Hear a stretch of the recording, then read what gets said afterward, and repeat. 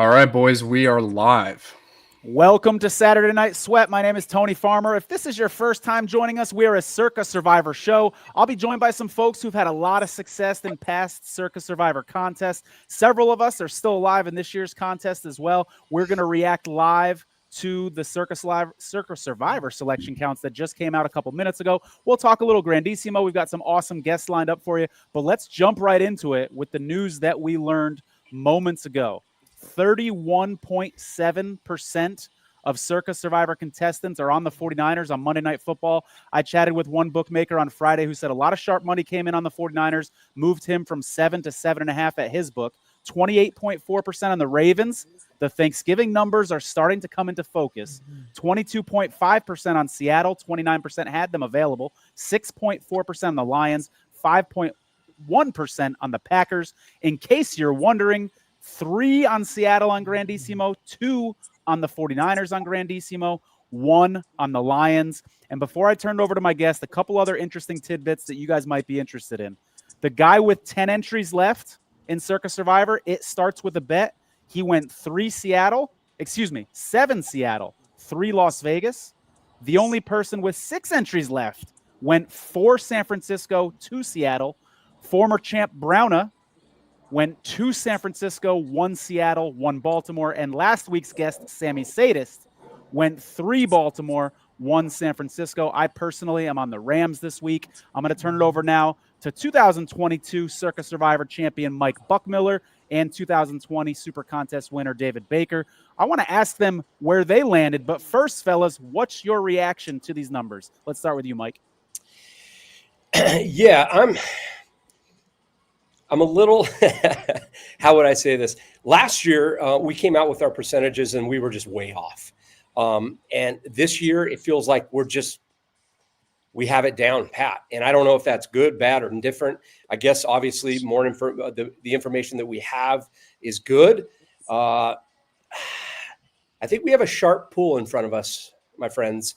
And I think if we keep going down this path, you're going to probably have it between 80 to 120, barring upsets. They're going to split this thing. So, everything fell in line, even down to the small percentage teams like the Raiders and the Packers. Not surprised at all. Eagles are going to be your chalk next week on Thanksgiving. Baltimore is a good ticket to have right now if you were disciplined enough to save them. If you have the Chiefs, you're in the driver's seat. You're speaking for the contest in general or to use them on Thanksgiving? In general, but Okay. if you have the stones to use them on Thanksgiving, I think you're pretty good. Nice, good call. David, what was your reaction to these numbers, brother? Well, I mean, I think we're just seeing a very risk-averse pool. I thought that the Ravens pretty much came in where I thought. I thought they would get close to 30, and 28.4, that's pretty darn close to 30. I feel like earlier in the week that number probably would have been around 22 to 25%. But I think there's a lot of people that are getting scared about the possibility of Joe Burrow playing on Thanksgiving and them just kind of folding what they had pretty much set up, which was going to be Ravens on Thanksgiving, and you're just going to eat the chalk of the Eagles. I thought that the Niners might be a little less, even though I knew that they would be chalky. I thought they might come in, between 27 and 29%, a little higher than I thought. I really just think we're just seeing a very risk-averse pool. I mean, this was a real good opportunity to save a couple of good teams in Ravens and Niners and Seahawks for that matter. But Seahawks don't have as many good spots as the Niners and Ravens, and you really could have gone down. I think it's just the same thing that we've been saying every week, that so many people have just advanced by playing the chalkier teams, that we just have a pool base of people that have gotten through that way that didn't have to fade these high owned teams. So I think the Raiders and Saints came in a lot lower than it would have if the pool would have seen a lot of upsets early, and a lot of the people who had been taking these small favorites advance and be the lion shareholders of the tickets. Yeah, I don't know how you guys do your projections, but when I do mine, I try to take clusters of people that have the same entries and try to figure out where it looks like they're going to go, there were 433 people who had Baltimore, Philly, and San Francisco, and that was the group that I was most curious about, where those folks were going to land, and we see where it ended up. Mike, where did you land with your remaining entries in Circa Survivor, brother?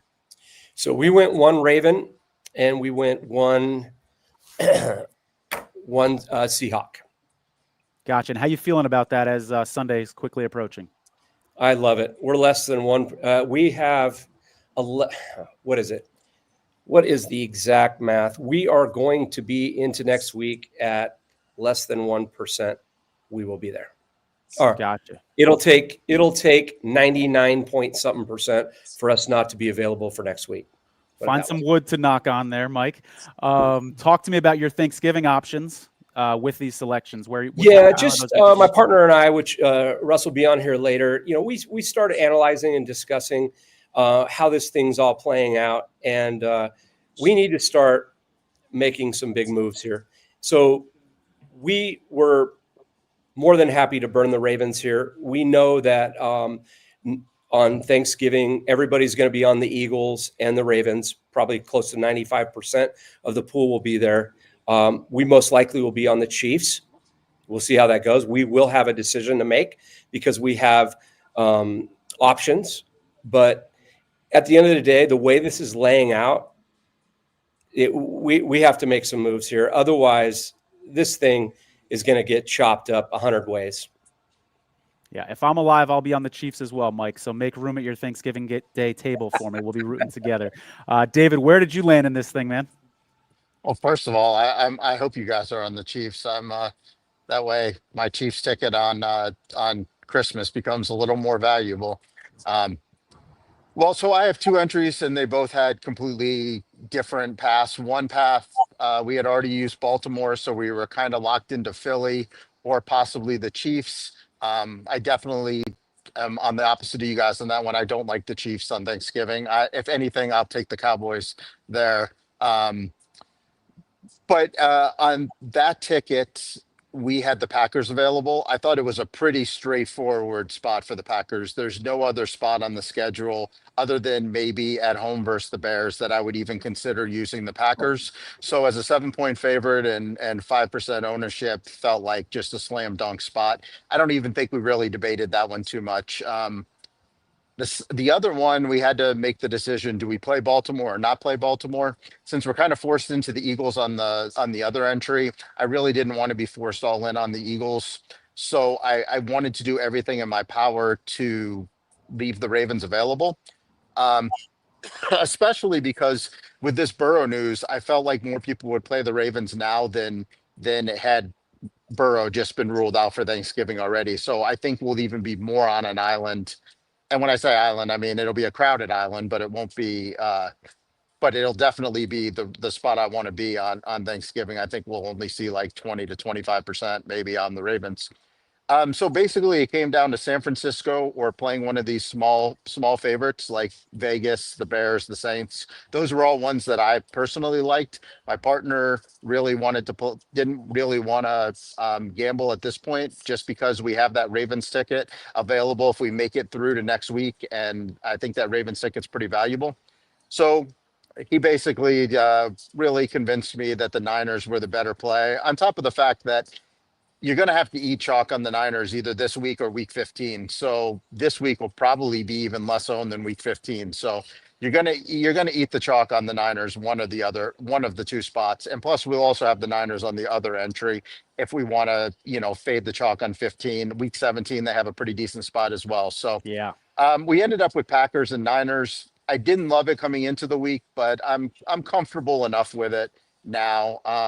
I wish I could have sold them on Vegas. I really thought Vegas was a good play. And I also love the Bears. I think the Bears was a really good play as well. So, but I understand at this point, like getting super risky, I understand the reasons not to. Mike, I heard David say a couple times that he likes the Raiders. I personally don't, and I was hoping that number was higher, and I was disappointed that it was so low because I felt like it was a trap, and I wanted people to kind of be driven to that media narrative. Our standards look terrible, but I thought that it was going to inflate that number. I still have faith in that Browns defense to potentially win them the game. Did the Raiders come into your mind at all when you were making your decision? My partner mentioned it, and it was immediately shut down. I bet a Cleveland outright, and I have Cleveland on the millions ticket. Bad play. Anybody on the Vegas, bad play, in my opinion. Not close. All right, I think this will be fun to do. So you and David are on different sides of it. If you guys can give like a 1-minute pitch of why you each like that side, I think that will be fun for listeners. Mike, if you want to start, what is it that you like about the Browns in that matchup? Oh, for sure. So on both sides of the ball for the Raiders, they don't have a good defense and they don't have a good offense. Cleveland has probably one of the top 3 defenses in the NFL. They'll be able to eat and run the football all day long. Shedeur did not look good, but he got thrown into action in a situation where he was in a catch-up with not his playbook. He has a week that they can water it down. They can put him in some packages. They're going to be conservative. They can run the football there. I just don't like what's going on in Las Vegas. You know, they fired their special teams coordinator. Carroll took over, and it didn't look good. Even the special teams. I don't know what they're doing over there. They can't even get their team lined up correctly. That team is not built to win. I don't know what's going on internally, but the Browns, their defense is going to hold up very well. They're going to be able to run the football. 4 points, give me that all day long. They might win the game outright, to be honest. David, I think you disagree. Make your case. Yeah, compelling case there, Mike. I'll just say this. Shedeur Sanders was projected by the draft pundits to be first round, top of the first round pick. He went in the 5th round. These guys in the NFL aren't stupid. There's a reason why he went that low. And more importantly, I think the organization has told us exactly what they think of Shedeur Sanders by the fact that they had one of the worst NFL quarterbacks that we've ever seen in Dillon Gabriel, and they still didn't give Shedeur practice reps. They still didn't make it an open competition. Dillon Gabriel was just the quarterback. I think the organization has told us everything that they think about this player, and I think that they know what they have here. I think we're going to see probably one of the worst quarterback performances we've ever seen. I'm not saying that one day he might not find it. You know, guys learn how to play in this league and they get coached up, and there might be some underlying skill set, but I think the Browns have basically told us what they think of this player. The home and road splits between for the Browns are massive. They're not very good they're not nearly as good on the road as they are at home. There's no weather elements. And yes, Myles Garrett is scary against this bad offensive line, but as bad as Geno looks, he's still a professional quarterback that's been in this league a long time. He's got better weapons with Bowers out there and you know, Genty and Tucker. I mean, I like their weapons a little better than Cleveland's. So yeah, that's basically it's just a anti-Shedeur, and it doesn't have a whole lot to do with what he showed me last week. It just has to do with what the organization has told me that they feel.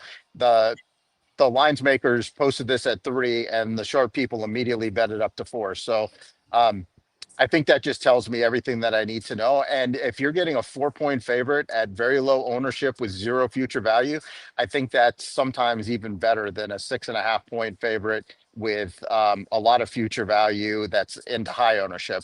So just strictly from a math standpoint, we're looking at a 4-point favorite at 6% with no value versus 6.5-point favorite with a lot of future value at 31% owned. I think the Vegas can't be that bad of a play, but yeah, that's our around the horn discussion. We'll see who wins next week.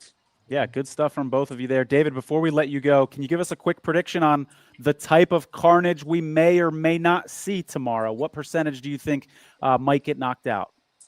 I don't really see much tomorrow, honestly. You know, not playing the Ravens has 0 to do with me being worried about them losing. It has only to do with just being able to fade Philadelphia in the next week. I can't see Seattle losing. I think this is just a big old chalk week. I feel like all 3 of these big favorites are going to win. I like the Packers as well. San Francisco's the only one that could lose as far as I'm concerned. And I think it's very viable that they could lose. So yeah, I mean, I think tomorrow is going to be relatively risk-free. It's just a matter of if San Francisco can get it done on Monday night, which, you know, the lines makers say that it can. I'm a little worried about it. personally, but that's where we're at. So we gotta live with it. Yeah, David, you said there's going to be bad quarterback play in the Browns-Raiders game. I'm going to go out on a limb and say we're going to have the worst linebacker play in the 49ers-Panthers games because both of those teams are down to like 5th and 6th and 7th string linebackers against good running backs. So it's going to be interesting to see how those two defenses hold up. Thanks so much for coming on the show, David. Enjoy the rest of your evening. Hopefully you're listening to us while you're relaxing, doing whatever you're doing over there, and we'll catch up with you soon next week, brother. Yep. Good luck to you guys. Good luck, All right. David. Take care, David. Thanks. Bye. All right, I think we're going to bring in Russ at this point. And then, Nick, are we bringing in Jason as well or just Russ at this point? We are going to bring in Jason. Jason will replace me on the little four-man thing we got going on here. So Cool beans. Well, Russ, welcome to the show. How you doing over there, man? Good. How are you? Not too bad. You look tiny. I do. Well, I am. Are you able to get the camera down? It's okay. That if you can. camera No a big little deal. bit, but I don't know if There that'll we go. help. That's going to be way better. Well, yeah, I'm standing up. On the pod, we usually that's put a still an couple improvement, books- though. That's still I'll a little lean back. improvement. I'm always standing up. Perfect. On the pod, we usually put a couple books underneath of him. I know. It works. It helps. Whatever helps. And I'm not Jason, gonna welcome to the stop. show as well. Your second appearance on Saturday Night Sweat. Always Yeah. good to talk to you. Thanks so much for coming on. Thank you so much. Yeah. Good to have you guys both on here. Russ, I want to start with you. What was your reaction to these numbers? Were there any surprises when you saw them come out? I mean, like Mike said, he said there were no real surprises. For me, I mean, it's so tough because, we talked about this. We thought Seattle might actually move up just a little bit to where I think they had 29% availability. We thought maybe this might hit like 26, right? But it's so hard. I mean, you're dealing with a couple of percentage points either way. It's hard to be that precise. And it looks like some of those numbers went to the Niners. I also thought the Ravens might be a hair lower, maybe 24. But I don't know that it would have impacted who we ultimately took there. It kind of is what it is. We had the opportunity to take 2 Seahawks, and we were going to do that. But we always wrestle at this point in the contest. There is a lot of if we had 10 picks, I'd probably take 7 on the Seahawks, assuming the same availability. But with only 2 picks, I don't necessarily want to have all my eggs in one basket. I think that it is. I think people that lay them all out there, I've said year in and year out, I'm not sure if that's the right strategy. But the more I've looked at it, the more I've come to the conclusion that I don't think it's the right strategy. I think there's always the value in the chip in the chair, holding 1 back, holding 2 back. And so, being in a spot where they were both going to be on the Seahawks just didn't seem tenable. So at that point, we had to make the decision. And like Mike said, our conversation started this morning, and I said, all right, why don't we talk now? Because I know we're going to circle back and not make a decision right away. And he's like, what do you mean? I go, because technically I'm looking at our numbers on paper. We're supposed to take we're supposed to take the Raiders this week, and we're supposed to take the Bears on Thanksgiving. And he goes, he's like, I go like, so that's the parlay we're supposed to be looking at for our highest TV, right? And he's like, yeah, like we're going to need some more time for that. I go, no, I don't think we are. And so that kind of just got, whacked really quickly. And that's where Mike said the same thing. He goes, I don't even think the Raiders are going to win. I think the Raiders probably do win, but I think they're going to win this game kind of the way the Broncos beat the Raiders. It's going to be a really ugly game. It's going to look like any team could win coming down to the end. And the Raiders are a small favorite and probably rightfully so. But they should probably be 2.5, not 3.5, in my opinion. It's just not a great spot. The team, like Mike said, they're kind of in shambles. And I don't really know what that game. I mean, look, the total in that game is like 36.5. In the NFL, you do get totals that low, usually with snow or ice or rain. Yeah. I don't think I've seen an indoor. I don't know the last time I've seen a dome total in the 30s. It's not ice or wind. It's suck. That's why the total is so low. That's exactly right. And by the way, I wouldn't take it over here. I actually 36.5. I probably don't bet it, but if I bet I'm taking an under, it's not close. Yeah. There's no chance. The only way this game goes over is like pick sixes. And like fumbles inside your own 10 or 20 yard line, stuff like that. Special teams. This is not going over based on teams driving down the field. Yeah. I also asked him how comfortable he felt betting the 2-team parlay, Raiders and Bears on Thanksgiving. And he goes, absolutely not. And I go, oh, so we're going to do it with Survivor. Is that right? Exactly. I'm going to try to sit on a phone book. Here we go. See if this we get some insight into your war room. I like that. Before we get to Jason, Russ, I want to go back to something that you just said about it looks like what you should do on paper is take the Bears on Thanksgiving. I think that makes sense, to the 4 of us on this screen, but I think that there's a lot of folks who are new to this contest who that doesn't make any sense to. What do you mean your best path is taking an underdog on Thanksgiving. So can you explain that to folks? More clear, best may not, I don't know if I use the word best, but Sure. the path the numbers say to take, it's the most profitable path, right? And so what I've said to people, I'm going to take an extreme example. We obviously don't know this will be the case, and it wouldn't be the case. But if there was only one game left, right, and everybody had, the Eagles available, and you were the only guy, like they literally only had the Eagles, that's the only game, and there are 100 people, right? And you're one of the 100. So you know 99 are taking the Eagles, and you're the only one that has a choice between the Eagles and the Bears. And you think the Eagles are going to win. Like we all think the Eagles are going to win, right? You're still supposed to take the Bears, right? 1 in 100 times you're going to win the entire pool. If you take the Eagles, you're either going to split the pool 100 ways or you're going to all advance. All 100 you're going to advance to the next game. There's no equity in that. You're not winning anything, right? If you have the chance to win a pool like that on a team you think is going to win, I don't know what it looks like, 12% of the time or 15, 20, whatever it is, right? A team can win, 20% of the time, but you're going to win the entire pool, that 20%. Now, I know it's not that extreme. We're not going to have every single person in the Eagles, but we're going to, and as those numbers start to move down at 98%, 97, 96, you're still taking the Bears. And I think, I don't know what the crossover for this is, but it looks like you're probably going to have just over 50% or give or take 50% probably, depending on what happens this week and who has what left on the Eagles next week. And that's just a ton. Even with only 3 games, it's just a ton. There's going to be a lot of equity in taking the Bears. And I'm going to tell you, I still don't know that it's the only, everybody hears me preach again, week in, week out, avoid the chalk, avoid the chalk, avoid the chalk. On Christmas and Thanksgiving, it's hard for us to avoid the chalk. Like it's hard. Yeah. Like if you're sitting there with the Eagles, I'm not pushing. I'm not telling you we're absolutely not pushing the button on the Bears. It's going to be hard to justify pushing the button on the Bears.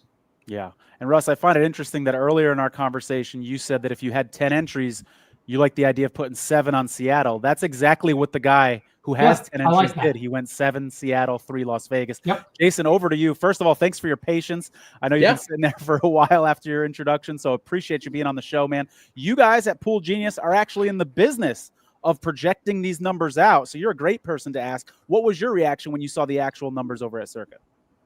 Yeah, I mean, I did the projections. I didn't update them today or after the Burrow news. So the only one I had at 0% that got 0.5 were the Patriots. They went up. I was within 3% on everybody.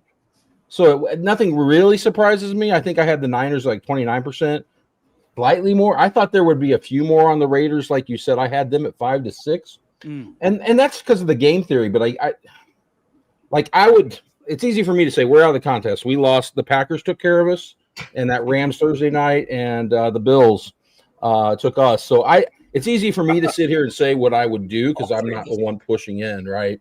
But what you all talked about with contrarianism and all that, I think is absolutely correct. If I were looking at this with 900 people, I'd be tempted on the Raiders as the game theory play because you need to use somebody right. Unless you're the guy that's used the Saints, the Giant, I know there's one of those out there, or a couple of them, but the average entries use roughly two teams that when we look at future value, we would rank outside our top 15, meaning they still got to use 3 to 4 teams that nobody wants to click. And we only have 9 weeks left. So where do you make your stand? Do you make it on a team that's only 3% owned? Or do you make it on the Browns and 14 when they could be 20% owned? For example, there's just a lot of I think you're going to see because people keep deferring that choice, you're going to end up with some 4-point favorites that are 25% owned by the end of this contest on some teams people don't love at all. And so that's but how people actually picked didn't surprise me. The order is exactly what I thought. And I thought, 6% on the lines is exactly what I had. I thought a few would use them, but I thought most would save them just because of that holiday importance, and they're the easiest save in this contest. And, I expected most to use Seattle because you probably had to. I wouldn't use the Raiders over Seattle, right? That's a debate with the 49ers at 30% owned, right? And future value on the Niners because I know David talked about the Niners being chalk in 15. Here's the difference, I think. They're going to be plus EV chalk in 15. They're going to be a 14-point favorite against the Titans. Good point. And so I think that's the difference, and I'd be more comfortable being on 35% Niners that week where I'm almost heads up with the Jacksonville and Philly pickers, versus being the underdog here to the Seahawks, Ravens, Lions pickers. And I think that's the difference. And that's the other thing here this week. You don't have this very often where you've got three different teams that are all, they're all roughly the same. They're all in the mid-20s. Yeah. Right. In terms of being taken. So, and you're kind of, usually we try to avoid the team we think is going to be first and maybe second. And, we try to pick the second or third most popular team, assuming we like the games. Here, they're almost the same. Like, it's really not a big difference. Jason, another thing that you guys do for this community, which I appreciate over at Pool Genius, is you guys project out what you think is going to be the number of people that finish this tournament. You may have heard Mike Buckmiller say early, we could have between 80 and 120 people at the end of this thing. Is that in line with where your projections are at? I mean, here's the thing. I'm still projecting a lower amount, and we'll see how this week goes. But it's highly variant, and it's going to be highly variant on Thanksgiving. I mean, you're going to have a 55% Eagles, I think, maybe higher. Could be 60%. I mean, so there's a 25% chance the pool because I think the win odds are roughly 75-25. There's a 25% chance this pool gets wiped. There's like a 5% chance Ravens and Eagles lose, and then we're sitting here with like under 100 after Thanksgiving. But there's also a chance 90+% go through. That week's a concentrated one. I think you're going to have Chargers. Here's the deal. You're going to have heavy chalk, like 35% plus on teams that are 25% or more to lose in a lot of weeks. The way it's shaping up. And I don't know that we're hitting that many of a winner's parlay for the everybody going chalk for it to get there, but it can. Yeah. I mean, if you're charting a path of, Eagles, then Chargers in 13B, then Tampa Bay in 14, then Niners or Jags in 15, and then 16 you're going Texans because you got them and you don't want to use the Chiefs, and then you're at the mercy of 17 and 17B. You're going to be with everybody. You're going to be with 35-40% of the pool. And so if those all hit, if that 5-game parlay hits, we're going to have a lot of winners. If it doesn't, we're going to see these numbers chop quickly in 1 week. Yeah. I want to ask all three of you guys the same question, and I want to frame it this way. Take Circa Survivor out of your brain for 1 minute. So don't think about availability, things like that. Take your biases out of your brain for 1 minute, what you want to happen. Who is more likely to lose on Thanksgiving? Let's assume Burrow plays for Cincinnati. Baltimore or Philadelphia? Start with you, Mike. Who is more likely to lose on Thanksgiving? So I ran the numbers in advance, and I believe that the Eagles are most likely to lose. Gotcha. Jason? Man, that's a close call. And I expect if Burrow's active, the numbers are going to be pretty close in the market. I think the public is going to think the Ravens are more likely to lose, but there are enough scenarios where Burrow's resting and that defense is still bad. I still think Chicago is the liver dog of the two, even with Burrow playing. And so I think it's roughly even, but I would rather fade the Eagles, I think, of the two. If I had the Ravens, I'd like to have the Ravens in the spot. I think they'll be 33% owned and still a good EV play. And how about you, Russ? Yeah, like you said, it's tough. I mean, if Burrow plays, I said to Mike earlier, I hate Thursday games in general. Now, we have no choice. We got to take a Thursday game. They're all playing on Thursday. But you are dealing with a short week. And so you just don't even know what's coming out of this week if people are going to be nicked up heading into that game. Yes. Burrow, although possibly rusty, he's also sort of rested. I mean, it sounds ridiculous. He hasn't played, but he's rested. And so I don't know how much that matters. But as Mike pointed out to me today, their offense hasn't been the problem. It's their defense that's been porous. Yeah. So their defense is still going to be a disaster. So I think that the Bears are a more live dog.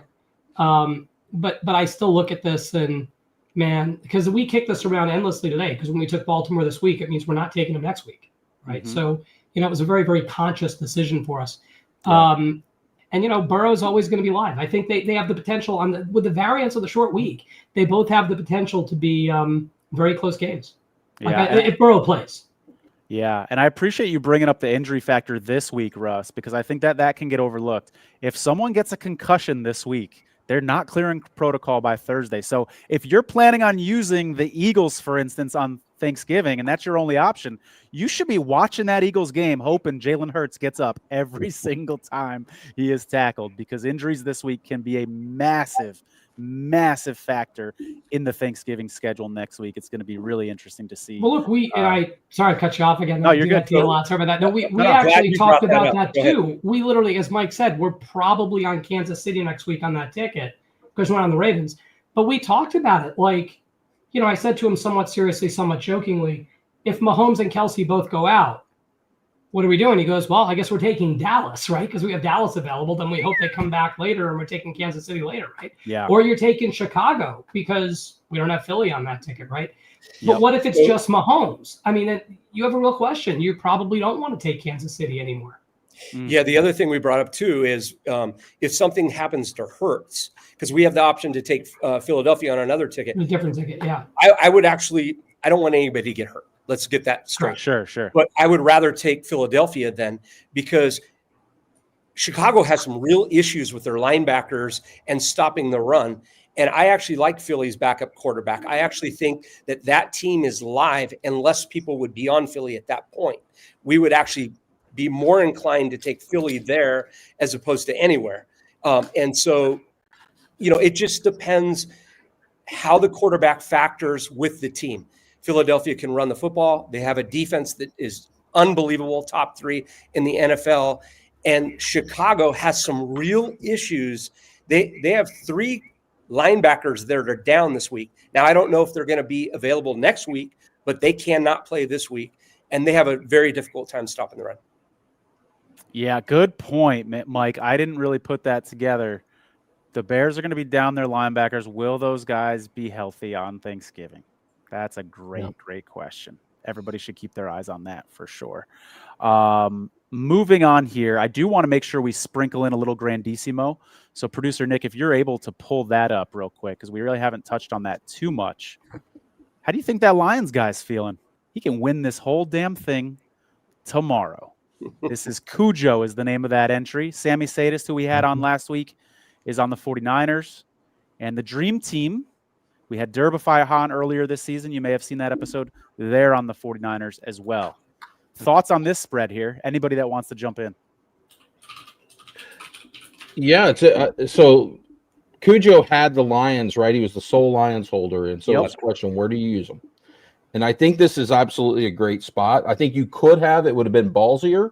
I think the EVs are roughly similar if you had saved it for next week. But now this sets up, if everybody gets through, a 3v3 of Eagles versus Ravens next week in this contest, I think. So that's because he decided to use the Lions now, he saved the Ravens. I believe there's nobody that can choose between the two, and it's 3 Eagles, 3 Ravens, and the Lions are used and the Chiefs are used. So we know what's going to happen on Thanksgiving in this contest, and this set that up. But yeah, like you said, he could scoop it, or, I think you still like, the fact that 2 are on the Niners. Yep. And 3 are on somebody else. I mean, that is definitely the highest value entry entering this week. Yeah, I was definitely trying to game out his entry.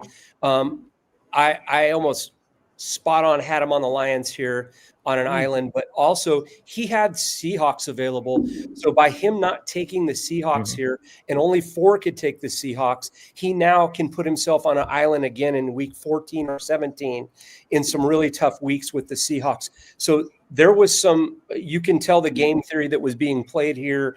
He had the ace to play right here. He also has an ace to play if he gets to week 14 or even further, week 17.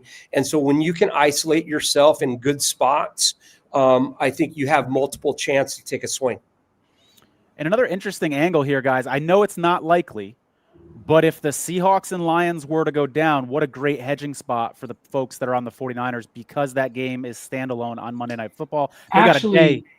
Kind of, except the people on the 49ers, they can try to hedge, but if the 49ers win, they're both live again.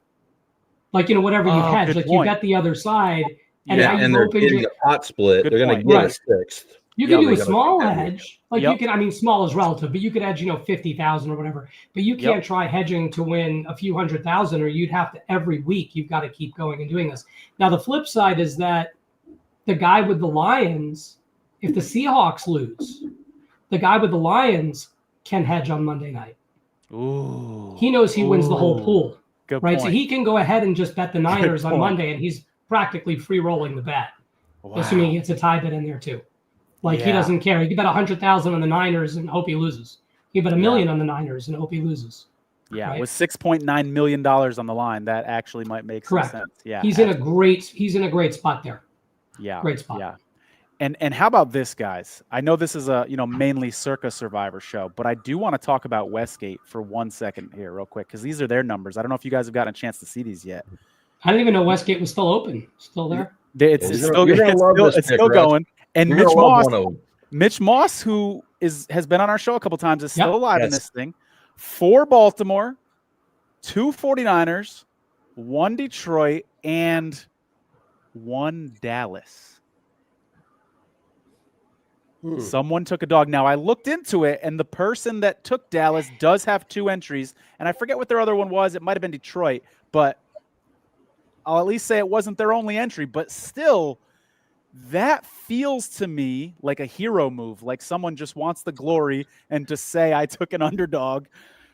I guess they got a lot of conviction on a dog there in that spot. What's your reaction to that? We'll start with you, Russ. Bad. Yeah. Yeah. I'm a Don't like person it. of few words. Yeah, don't like it. Yeah. And especially when it's this small, right? When you left, I it's mean, tough to justify. As Mike said to me earlier when we talked about the Raiders, he goes, I was afraid you were going to say that. And if you brought up the Raiders, I was going to tell you we should just take New Orleans. I like them more. Yeah. And so I'd rather take New Orleans than Dallas. And I'm sure he has New Orleans available. I don't know what is. This is really unfair of me to speculate because I don't know who this person is and I can't get in their head, but I have a theory of what happened. I think sometimes as sports bettors and Survivor players, we got to separate that stuff out. You can really like Dallas +3 a lot. It can be your favorite play of the year and still be a terrible Survivor play. And I wonder if maybe that's what happened. This person fell in love with the +3 and in their brain, it kind of got conflated a little bit. Who knows? But that is one of the more surprising picks I've seen this year in any Survivor. Do we know where Mitch landed? Good question. I don't. Maybe Paulie will know when he comes maybe. on later. But not perhaps. Dallas, right? He's not the one on Oh Dallas. yeah, maybe we're all sitting here criticizing I mean, Mitch. Can you imagine? Well, he didn't have 2, so I don't think that would be Good point. By the way, Good not only is Dallas bad, to compound the bad, it's not impossible that you're going to want to take them on Thanksgiving if Mahomes gets hurt, or on Christmas in like a 50-50 game, depending on what Yeah. else is going on. Well, Westgate doesn't have the Thanksgiving. Oh, wrinkle, that's so right. keep that That's in true. mind. I did forget yeah. about that. You're right. Yeah, but they still could be used in the future for sure. If anybody happens to know Mitch's Westgate entry, I could look it up. They listed it. Does anybody happen to know what it is? I don't. Okay. All right. We'll check with Paulie later to see if he might be aware. Jason, is there anything you want to share with us, whether it's about Pool Genius or just your thoughts in general about this week before we let you go and get Nick on here for the marketplace report? Yeah, the calm before the storm with Thanksgiving. You were talking before I came on. I heard you talking about like the EV, Russ, when you were talking before I talked about the EV play saying, Raiders saying Bears. People, I want to expound on that. I wrote an article because we actually have tools, and when I plug in like Eagles 55%, Ravens, it kicks out Bears and Bengals as high EV plays. Now the Chiefs are a high EV play as a favorite. They're like 1.36 by my numbers next week, which is insane. You aren't getting that number on anybody else. And I know they may only be a field goal favorite, but when you have 90% of the pool on 2 teams that aren't 85% favorites, you're going to get that EV because there is what's the math? Like, I know, like, you only need one of them to lose, right? And let's say they're each 75%. There's like a 50% chance And one loses. that At least one loses. there's only like a 50% chance they go 2-0. Right. And so you're basically staying off. You're like, one of you wreck. Everybody's on both. And so anyway, that's the explanation. I wrote an article and I look back at the past. I know you guys have played this contest. I'm going to give you the the Thanksgiving picks. Here's some stats. I'm going to read it from what I pulled from 2020 to 24 on Thanksgiving, the average most popular team had 55% of picks and a low 0.92 EV. Their opponents were picked 4.1% of the time and had a higher EV, with 3 of those 5 underdogs with a plus EV. And then I said, fun fact, in the first 5 years of Circa Survivor, 7 of the 79 entries that picked a Thanksgiving underdog, so we don't know if they won yet, they just picked them, went on to win the contest. That's 8.9%. Wow. Versus 47 of 756, or 6%, that picked a favorite on Thanksgiving. Now, that seems crazy, but that's what the numbers are telling you. Like, and there's 2 reasons. One, you're getting a great EV play. But 2, you actually got to use a bad team. And you got to, like, you got to be like, oh, I'm using Baltimore in a different week when they're a really high EV play, or I'm using Philly in 15 when they're a high EV play. So anyway, I just wanted to talk through the game theory. Yeah. And that's only available in a week where there's like 3-4 games. So you're not going to get that on a normal Survivor week. But picks become concentrated in this contest on Thanksgiving. So L.A. Joneser got to the finish line accidentally by taking the dog, the Packers. Incidentally, obviously he pushed the wrong button. Right. But to your point, and we're throwing our cards out there, it's why we went Ravens and we're going Chiefs next week. Everybody can know they're still going to make their plays. Yep. That's what we're trying to do to win the contest, and win it with the least amount at the finish line. And like, we end up being the same 4 guys in the corner drinking and having a conversation, and nobody knows what we're talking about. But this is how we play it. And I do want to break it down a little bit for folks that are new to this contest or maybe new to sports betting, or like, what is EV? What is that exactly? We're talking about expected value. It's calculated from the win probability and the popularity, the number of people who are on the picks. And win probability, by the way, is different than the point spread, because you can have 2 teams who are both 7-point favorites and the money line odds are different between them. So it's not the point spread, it's the win probability and the popularity. That's what we mean when we say EV. Just wanted to break that down for people. Russ, did I cut you off? Yeah, well, it's about time you cut me off for a change. No, I did want to say, actually, a shout out to you over there, Jason. Your content really is excellent. When we first started playing, we, like a lot of people, we thought we knew what we were doing. And I found myself over at your sites and was reading a lot of your content, and it really did help shape the direction that we've taken this from the very beginning. Your content really was incredibly helpful and still is. I do recommend to people. You'll gain a lot by reading it, so I kind of hope you all don't, because we're all competing. Yeah. But the content there is excellent. I appreciate that, because we come from covering Survivor pools in general, like not Circa. Before Circa was around. Oh, yeah. Like, we have people that have had us with home leagues for a decade, and but yeah, like again, I'm not in this contest anymore, so it's easy for me to say what the best EV play. I haven't won it either, like you two. So as somebody who theoretically would just want to win, like, the Eagles are the pick, right, to get to the end, probably, but to get like the big check, the pick is maybe something crazier, right? And so that's what we're talking about. You two have that jacket already, so maybe you're like free to make those decisions more than people who want, because there's intrinsic value in being a winner, right? Jason, in fairness, we do have the biggest check, and there's the reason. We're the only there was one and another person that got to the finish line. There was only 2 that year.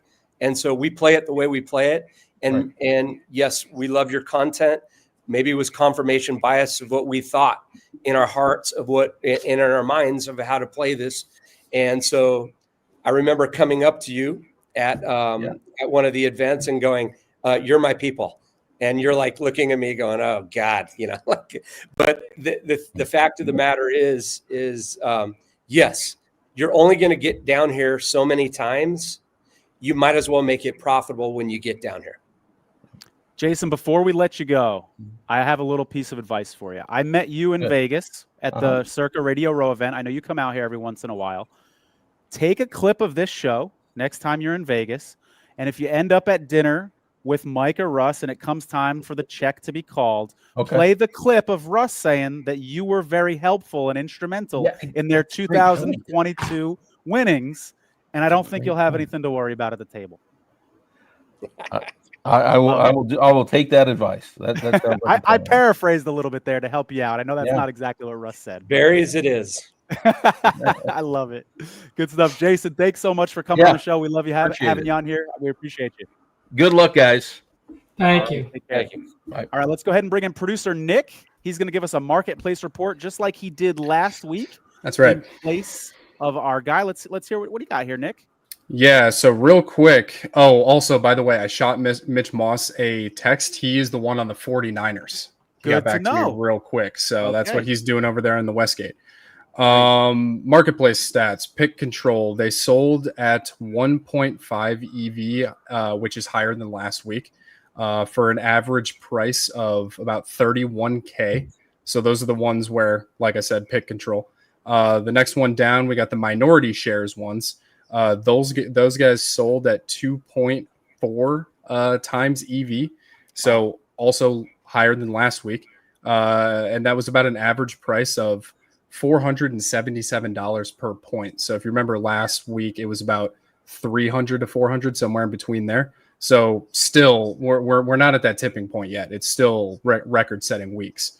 And then just a couple more fun facts: both majority and minority shares sold higher this week and at a higher multiple, like kind of what I just said, and mostly because buyers are kind of using the word better in their vernacular. So kind of like what you and ODB were talking about before the show, Tony. People are on the hunt for those guys. And over here at Survivor Sweat, we also sold multiple shares with the guy with 6 entries remaining, and he sold it as a 6-pack. I think we were talking about that on the podcast last week, weren't we, Mike and Russ? Yeah. But we were. yeah. So hold up. So- Do we know what percentage of that 6-pack was sold or no? I don't. Okay, but a percentage was sold. That's very intriguing. Okay. I can send out a tweet when I get that information on Okay. Survivor Sweat's page. So Awesome. we'll get back to the listeners with that. Yeah. Yeah, good stuff from you, Nick. And if you're tuning in for the first time, you're like, what is this marketplace thing all about? You can buy percentages of other people's entries, and you will be paid out by Circa. There's great paperwork involved. Thanks for the folks at over at Survivor Sweat. So this is something that you can take advantage of. And Nick, correct me if I'm wrong, the information for how to find the marketplace will be in the YouTube description. Is that correct? Yeah, it's in the YouTube description, and then I will copy this link and throw it in the X chat right after we get Paulie in here. So you guys will see it. Good stuff. And is Paulie ready for us now? Not quite. Okay. There is. Oh, no, there he is. All right. I'm Awesome. going to get out of here. Little swapperoo. Appreciate you, Nick. Thanks, guys. Thank you. All right. So we're going to welcome Paulie Howard to the show. And he's second now from Follow the Money over on VSiN. Paulie, this is your third or fourth or fifth, I've lost count, appearance on Saturday Night Sweat, but we love having you on. How's your night going so far, man? Okay, good. How are you?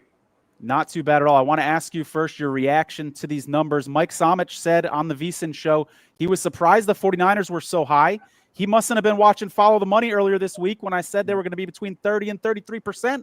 They landed 31%. I thought the Raiders were a little low. Anything stand out to you as a surprise? Yeah. Well, there's a lot of great spots to use the Niners coming up. And certainly that Tennessee game at home looks enticing. Yeah. I thought the Raiders would be higher. I agree with you there. Again, 14 teams used is another big surprise now that we get down to it. But I thought there'd be fewer on San Francisco, more on the Raiders, and maybe I wouldn't see. I'm surprised at 14 teams used with that. But other than that, I think a pretty much standard.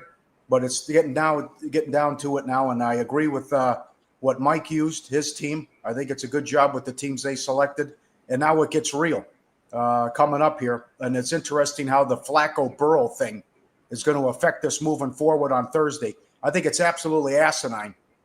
If the Bengals lose it, they'll play Burrow again. And I know Zach Taylor's on the hot seat, but I just can't believe that they're out of it. And as David Baker has said, their offensive line sucks and the defense is all-time bad. It doesn't matter who's playing quarterback. Why would you bring this guy back? But this is really going to affect the Thursday night decisions on Thanksgiving. Paulie, to your point, if they do bring Burrow back on Thursday after losing this week and he gets hurt behind that bad offensive line, I think you fire Zach Taylor the next day. Yeah. I'd like to know who's making that decision too. Yeah. Which I think it's egregious if they would do that. It's silly. You're right about the offensive line. You're not going anywhere anyways. You can't make the playoffs. And you gave up 39 points to Justin Fields. I mean, there's no hope with that defense. It doesn't make any sense to me. So now it gets juicy here and interesting. Yeah, no hope with that defense, who, by the way, just lost one of their best cornerbacks for the year as well. So they're even worse, I think, than we've seen already. Paulie, did you happen to hear me break down the Westgate numbers earlier? Because there was a big surprise in there. Yeah, I was watching. I thought it was Dallas. a misclick. Yeah, I know that's happened before with L.A. Jones, and it worked out. But, he's the gentleman who still has 2 left. But that, to me, that's incredible to use an underdog here. And that I thought it was a mistake. I thought he meant to take Detroit twice and did 1 Detroit and 1 Dallas. So he could be right, but it's just, I like what you guys said earlier. You take the Saints, take the Raiders, do something else. It might work out, but that's nothing short of astonishing that you're using an underdog here with over $500,000 on the line and 8 Yeah, you can. I mean, he's trying to be on an island, and great, but there's many other islands to be on, not that one. Like I just don't see it. Even if you handicap the game, I just don't see it. And to your point, Tony, you got to divide the two, and he's not getting points here. And so the game theory, yes. The team, no. Yeah. Paul, well, speaking of which, similarly, we didn't talk about, because, you have 900 entries, so the guy that takes 1 pick isn't that significant. But in the main, someone took the Chiefs this week. Yes.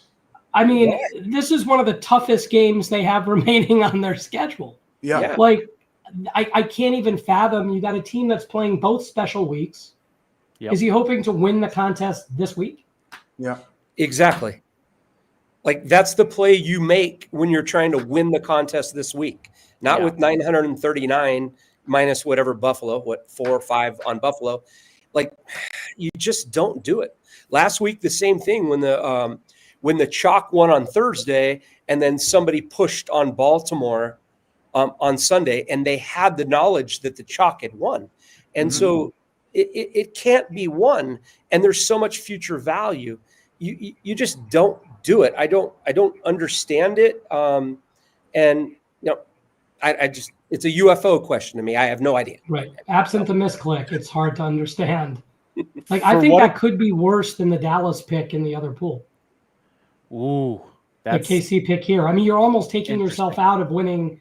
Even if KC wins, like, what have you accomplished? If Dallas wins, maybe you've accomplished something. I don't know what the rest of your path looks like, but KC, you've got to have butchered your path. I don't know what you have left the rest of the way. Good so point. I just looked this person's entry up. It goes back to what Derek says every Saturday night. Like, when you take an underdog, or what did you really accomplish? Okay, so you may have won and got through, and maybe the Atlanta pick is a option. But and going back to your other question, I was surprised only 5 on the Saints. This is the one week you can make the case. Atlanta's just dead. Cousins can't throw the ball. His arms cooked. Drake London's out. Morris should have been fired. They're on a long losing streak. They blew it in that game against the Colts. So, and the Saints also Shuck appears to be above average. So I could actually see. And the Saints are coming off a bye, and it feels like they're getting better. They're competitive, and so we actually had the discussion. Not long, but we had the discussion. Yeah. But we moved on. But I just, So I just looked a couple things up while you guys were talking. We were wondering if the Atlanta person was an option. It was not. The entry name is Top Picks Analytics. Now, I suppose they could be partnered, and it could be an option, and we're just unaware of it. But it is the last entry on this person's card. So FYI on that. And then I'm not going to say the Chiefs guy's name because we just crushed him and said it was a terrible move. So I won't say the entry name. But for what it's worth, he's got 3 entries available. He went San Francisco, Rams, Chiefs. For what it's worth. Interesting. Okay. And you said earlier the guy with 10 did 7 Baltimore and 7 Seattle and 3 Las Vegas and 3 Raiders. Yeah. Okay. So not many people took the Raiders, but he is on them 3 times this week. So it's going to be interesting to see how that one plays out. Paul, we had a little debate on this show earlier. David Baker was representing the side of the Raiders. Mike Buckmiller was representing the side of the Browns. Where do you land in that debate in terms of whether or not, even point spread wise outside of Circa, but also how would you feel about trusting the Raiders here? I wouldn't trust them in Survivor here, but I see the case for both sides. Yes, Sanders did look horrible, but he's got a week. Remember, he wasn't getting any reps. Bailey Zappi was running the scout team. So they threw him in a horrible situation where Baltimore brought the house every down, and the kid panicked, and they couldn't protect him, and there was nothing he could do. Now you're taking on a horrendous defense, and now you could probably gash him on the ground. They'll put some safe stuff. I can't believe the props on this guy. 150 yards? He's plus money to throw for, like, plus 250 to throw for 200 yards?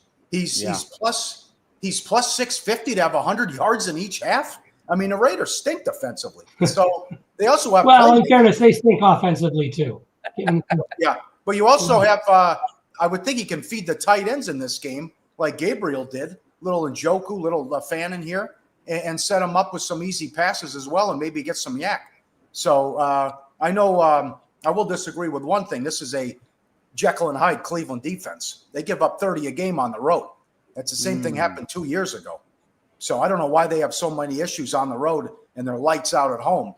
But they should. I still think they can wreak havoc and force Geno Smith into some turnovers. But that's an aggressive play. I wouldn't use Las Vegas. I'd rather use the Saints or some other teams, depending on what your options are. But then again, there's plenty. How about the 5 on the Bills? I mean, Josh Allen was terrible last year in Houston, and the Bills can't handle prosperity.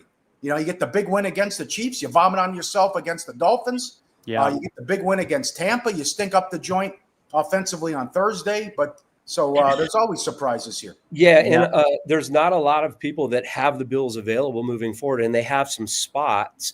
Why use them here if you don't think you win the pool this week? Yep. I got to raise my hand. I was one of those 5 on the day. I went down.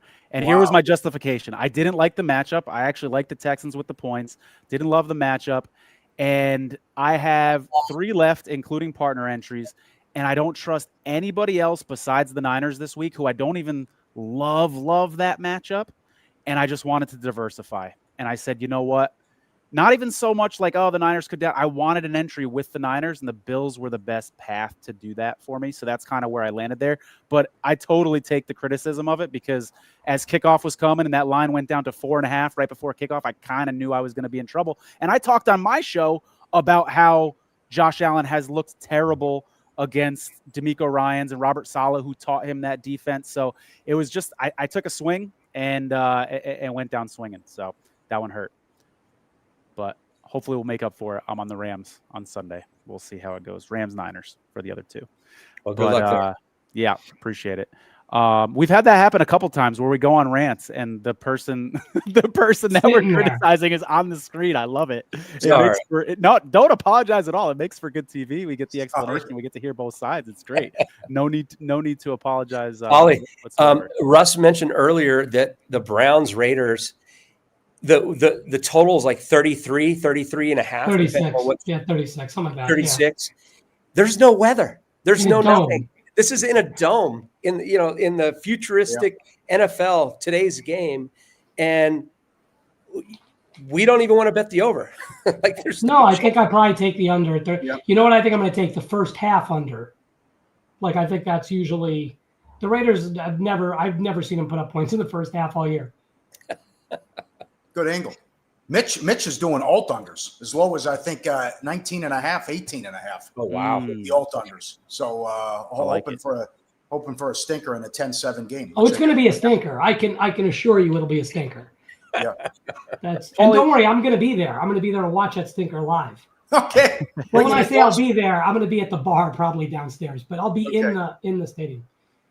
Well, there's a team I want to ask you about, because I think that low key they're in a very pivotal role for the rest of this contest. It's the Chargers. I want to ask you your opinion about them, because they've got a matchup week 13 against the Raiders off a bye.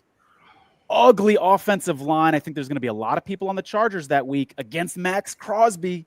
Have This to. banged up offensive line. Do you think that could be a trap spot No. for people being lured to the Chargers there? And then there's another matchup week 17 where it's Texans Chargers in a week that there's not going to be a lot of options for anybody.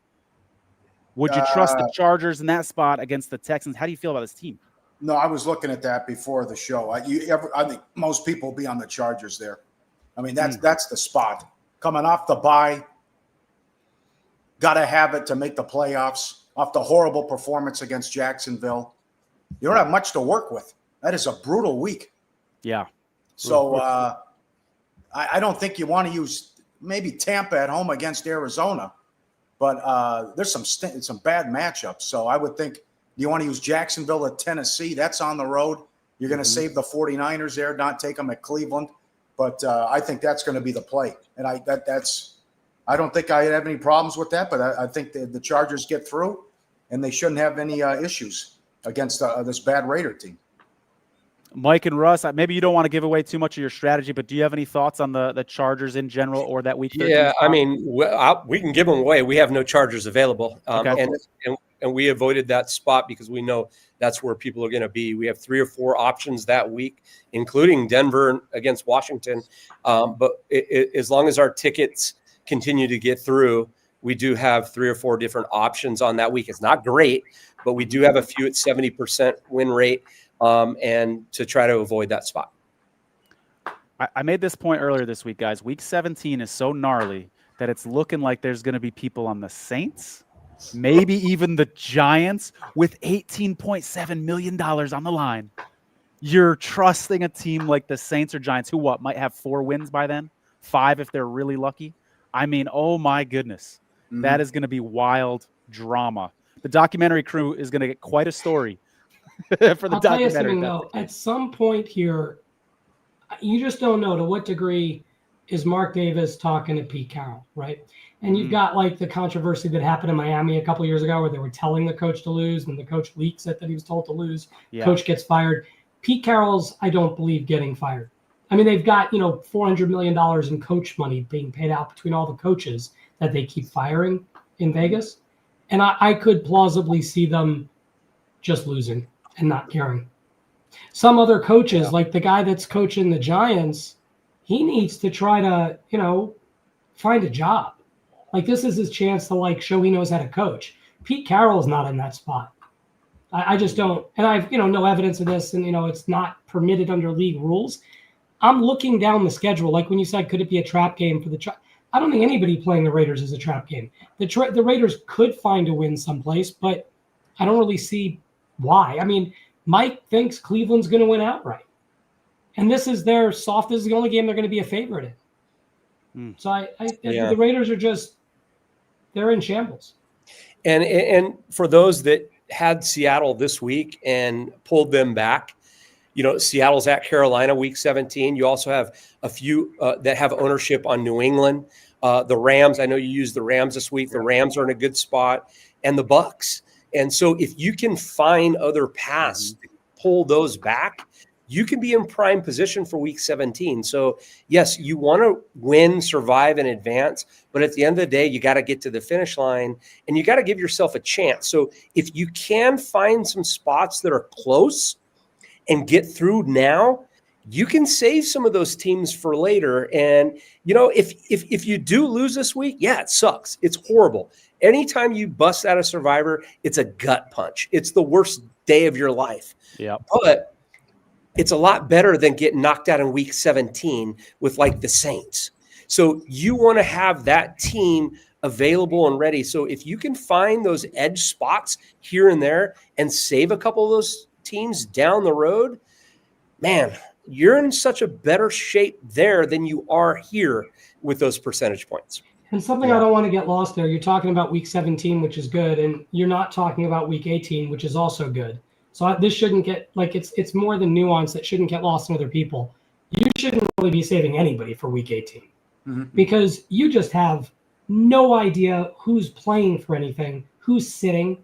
Our teams got you could have the Chiefs totally out of the playoffs or playing to win their division. Who knows? Right. Yep. I mean, you just have no idea. And so you're going to start saving teams. You could have, the Buffalo Jets game. Who knows what Buffalo's playing for? You just have no idea. In week 18, if you're in week 18, you're almost flipping coins with random games. And if you're in week 18, by then you can hedge. It's 1 week, right? So I wouldn't go out there saving teams for week 18. Every time that comes up in a conversation, it's just forget about it. We'll find a team in week 18. Paulie, what is the ceiling for this Texans team? We saw that dominant defense on Thursday. Looks like they're going to be getting C.J. Stroud back. They get 3 straight wins with a backup quarterback. I mean, Davis Mills looks pretty damn good the last couple of weeks, but how good can this Texans team be, do you think? Deep playoff run. They blew 3 games earlier in the season. If they get in, they're dangerous. They can definitely beat the Colts coming up. It's a great spot for them, especially if the Colts upset Kansas City. And you just see how good that defense is as well. And now you get Stroud back, and even the Higgins kid looked good. They have weapons. You know, Collins is back. Woody Marks, they found something there with him. So I definitely think they can make if they make the playoffs, they're dangerous. They can win a couple games. Problem is the damage they did blowing that Monday night game to Tampa, blowing that game at Jacksonville, and then they beat Denver if Stroud doesn't get hurt. But now you have to go to Indy and you have to go to Kansas City. But if you can get a split, the back end of that schedule is doable, and certainly the game you brought up earlier, they can win when they go to take on the Chargers. They could wreck Herbert. Going back to what you guys said earlier, it is interesting to note. I know it's tough, but all those teams, those options are road teams on week 17, but there are no good choices. And the other thing is how many people are going to be on the Cowboys on Christmas. Imagine if I brought that up 2 months ago, if we had this discussion. A team that goes to the NFC title game at home, you're not even going to consider them. You have to take the Cowboys for your life and for your lungs on Christmas. Right. And, you know, most people have saved a Washington for that special week and because they've had those injuries. So in some cases, people are, if they get there, are going to have that decision. They might have both sides of the game and have to make that decision the week of. Yep. And our conversation that we had earlier about why the hell would you play Joe Burrow? Couldn't you have the same conversation about Jaden Daniels? Even if he gets that left arm healthy, what the hell are you doing putting him in there when you have a losing? Even more so because I think the coach is safe there. And so to Paulie's credit, Russ mentioned it too, it's got to be an organizational decision, meaning obviously the staff, that the medical staff, then you got the general manager, then you got a coach, but it has to be an organizational decision. If he gets put out there, that's a coach's thing because he's playing for his, he's coaching for his job. If you're all in unison and making that decision, that's a different story. And then you just play it out. Let's go backwards. You got the coach in Washington that says he shouldn't have had him in the game when he got hurt. So why would you? Because the game, that's one game that was out of hand. Why would you put him in when your season's over? Yeah. And he owned that. He absolutely owned that. So I think that's a good point. I don't think we're going to see Jaden Daniels on Christmas. I'd be surprised. Yep. That's nice to work through that together. That's actually helpful. I want to go back to something Russ said earlier because you got the gears turning in my head, Russ.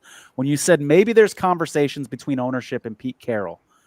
Is there any data out there about what teams have done like in the last 10 years when they've been in the position to tank and what their record is in those positions? Like, I haven't seen any data like that, but that actually might be helpful. Like for me last year, I went out with the Giants when everybody said they were going to be tanking in week 17 last year in Circa Survivor, and the Colts were playing for a playoff spot. And I bought that narrative. Giants are tanking. No, they weren't. So maybe that's actually a useful piece of data. Mike points out to me every year that I bring this up. He's like, well, maybe, but the players are out there. Most of the players are playing for jobs. Yep. So even if the team doesn't care, it's not like they're necessarily like, you cannot put Daniels in, you cannot play Burrow, you can do things like that, but you're not sitting like your entire defense, right? So the guys are going to be going out there. What's that, Paul? It's what happened last year with the Patriots. They didn't want to win the game. Drake May didn't play, and they put Milton in, and he had the game of his life. Right, because he's trying to keep a job. He's trying to find a job. He wants to play someplace. Yeah. So, it's the type of thing that it's still the NFL. It's even when you now become the worst team, but it's still an any given Sunday thing. Yeah. So now your team's 30% to win instead of 70. So in 2022, when Russ and I were fortunate enough to win, the Houston Texans beat the Colts. They were going to have the number 1 seed. Yeah. They had already fired Lovie Smith. They said it was his last game. Number 1 pick. Yeah. Players played in spite for Lovie. They played for Lovie, and they ended up coming back and beating the Colts and knocking out the third entry that was going into that game. So these players, when they get on there, it's game film. They're playing for their jobs. And to Russ's point, it's got to be an organizational decision to sit a better player, but whoever's on the field is playing. Yeah, Exactly. Good stuff. And this, I think, is going to be very relevant, this conversation here in a couple weeks. Paulie, any other teams? We talked about how the Texans could make a deep playoff run, even though their record isn't very good right now. Any other teams like that you think maybe people are sleeping on a little bit that could wake up and sort of either be a spoiler in Circa Survivor later, or maybe you actually want to jump on their back because they can help you by picking them in Circa Survivor? Boy, I'd have to think about that. AFC's wide open. Yeah. And if 49ers have too many injuries, Chicago's fugazi. Agreed. A team that could screw things up, I think, would be Carolina, because I don't think they're a team that you can. We'll find out Monday night. But this is a fascinating team that they've been underdogs in every single game, but they have a winning record, except one. They were favored against the Saints, And they lost. But yeah, right. Of course, you know how that had played out. But it's just, the 49ers are on a 1-15 ATS run off a win going back since Christmas of 2023. That's wild, because we would think Shanahan's this great coach. But I think playing against Carolina could be tough. And if you wanted to save Tampa Bay, that's suddenly a tough game. Carolina can make the playoffs, even though I don't think they're this good, and the market doesn't respect them because they're dogs every single game. Hey, if the Rams win Sunday night, the Panthers could be in first place. The Panthers right. will be playing for first place on Monday, so they'll have a little bit of juice. If you're saying the Panthers could upset the apple cart, Paulie, it theoretically could happen as soon as this Monday with 30% of the field, and I'll be on one of them, but 30% of the field going down. So it's going to be fascinating to see who's more fugazi, the Panthers or the Bears.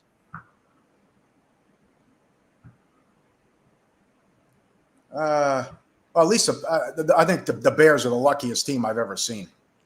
I mean, to win 5 wins in the final 2 minutes of the game.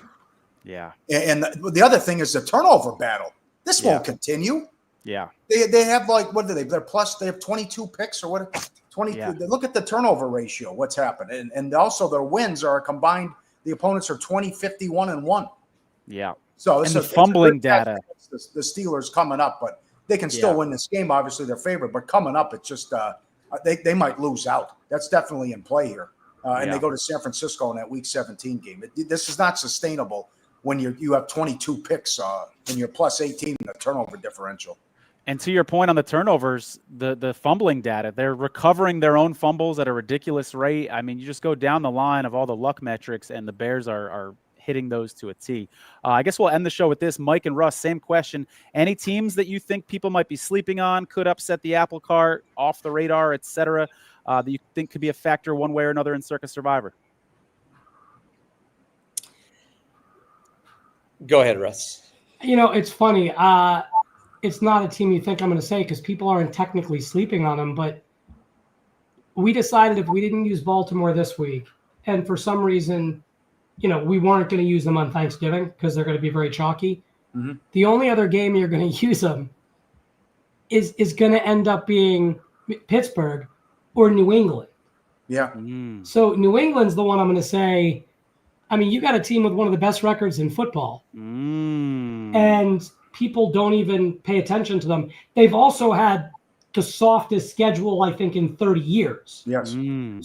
But that just means I have no idea. It doesn't mean they're not good because it's a soft schedule. It doesn't mean they're great because of the record. It just means I have no idea if they're good or not.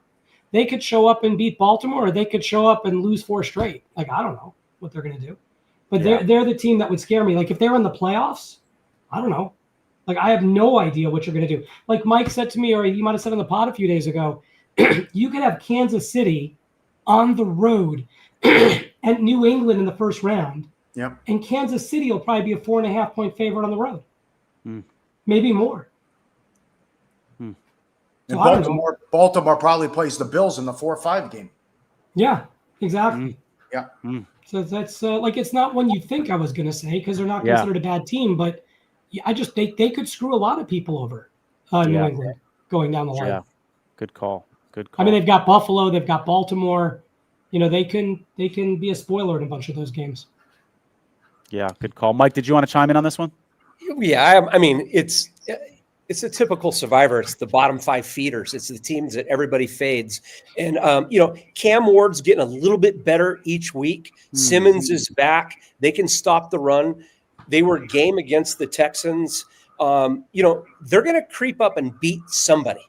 Who's that going to be? Maybe it's the Niners on a week where, the Niners have a physical game and they come and just take them lightly.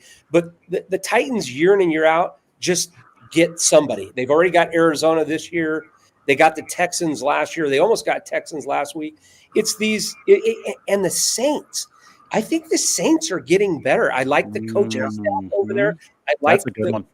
The players are playing for him. The quarterback's playing. It's these bottom feeders that are they're getting a little bit better than we give them credit for because we're not thinking about them a lot. But they're gonna sting somebody. Yeah, good stuff. Good stuff. All right, I think we've done all we can. Paulie, thank you so much for your time. We appreciate you having you on. Mike and Russ, best of luck this weekend. Everybody enjoy kickoff and best of luck. Yep. Thank you, Good luck, sir. everyone.